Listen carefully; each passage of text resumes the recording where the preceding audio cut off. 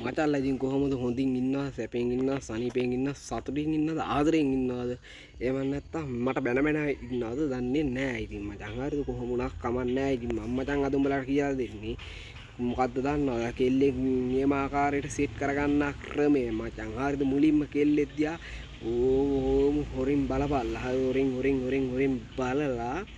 කෙල්ලක් මචං ඇහැ දුන්නොත් එහෙම ෂේපට වගේ මචං දවස් දෙක තුනක් ටෝක් කරගෙන ඵලයල්ලා මචං උඹලා පිරිමිනේ දන්නවනේ කෙල්ලෙක් ටෝක් කරන් යන ක්‍රමේ ඊට පස්සේ මචං එහෙම ඊට තුන්ඩු කෑල්ලක වගේ මචං නම්බරේ ලියාගත්තා ඩයලොග් නම්බරයක් නම් එහෙමයි මොබිටෙල් නම්බරයක් නම් එහෙමයි අනිත් දුරකථන නම්බරයක් නම් ඒත් එහෙමයි ෂේපට මචං දීපන් කෝල් එකක් ගත්තොත් ගනි නැත්තම් ඉතින් කියන්න බෑ ඉතින් මචං ඕම මචං ටික කාලයක් ගියාලා පස්සේ ඉතින් කොහොම හරි මචං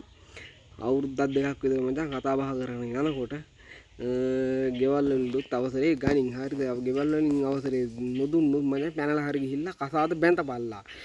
හරිද මගෙන් ඔයාගේ උපදෙස් ගන්න මචං වරෙල්ලා ඉතින් මගේ channel එක පැත්තේ